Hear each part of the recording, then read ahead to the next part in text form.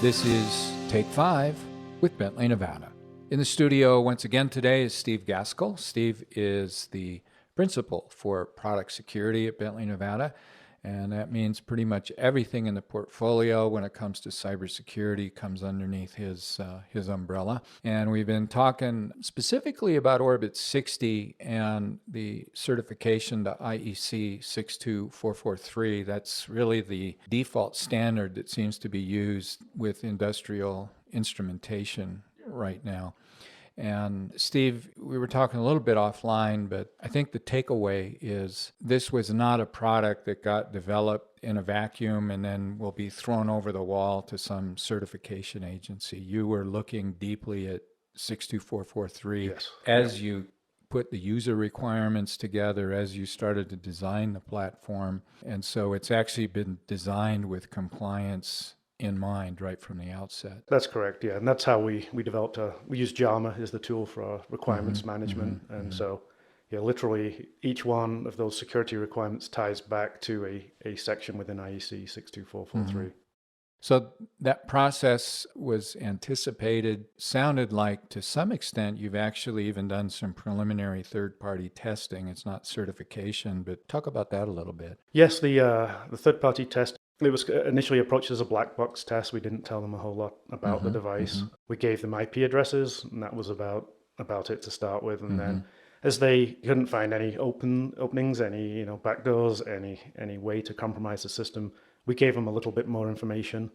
We gave them the username, an account that was already on the device, let them log into the device, and let's see if they can elevate privileges, for example, go from a user to an administrator. And I take it all of that came through as you'd hope, that there weren't the vulnerabilities? It was good for us, very frustrating for the tester because they really do like to find things. Sure. But no, this round one of testing was good.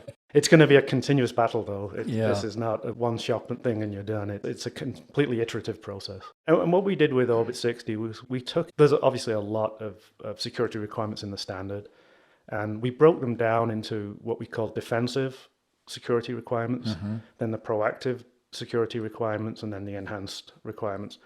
And defensive just means what it sounds like. Do you have a complex password methodology that's enforced in the device? Do you have roles and responsibilities and different types of user levels? Can the device sustain network robustness testing? So if you bombard it with high rates of traffic, malformed packets, those kind of things can trip up the device. So we really did try to focus first on defensive. And as the product evolves, we'll get into the more enhanced and proactive things. So things like logging or talking to a SIEM might be something we'll add to the capability of Orbit 60 as it evolves and matures. So in terms of a timeline, because I know there's people that are going to be listening, and for anybody who's ever sat in front of customers, they don't usually hold back with their questions and their comments. And that's good. You need people that can look you in the eye and tell you the unvarnished truth. But I know one of the questions people will be asking is, when can we roughly expect this certification to be complete? Are there some aspirations in the business right now for when that'll be ready?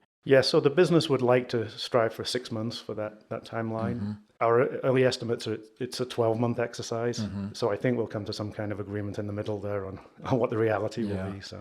Well, the other thing, if it was entirely within your control, we're all going to get pizza and work evenings kind of thing. But you're relying on these third-party agencies, and they have to obviously have due diligence and do the job well. Exactly. So if a 12-month timeline is what you think is realistic, that's going to put us into October 2022. If it's closer to that 6 months, well, then we're talking probably kind of late spring, maybe April, May timeframe. But either way, likely to fall within 2022. Yes. Yeah. Okay. Well, good. Thank you, Steve. It's been a pleasure having you. We're going to continue this discussion. We're going to move a little bit outside of Orbit 60 and talk about other parts of the portfolio. You've been listening to Take 5 with Bentley, Nevada, a Baker Hughes business.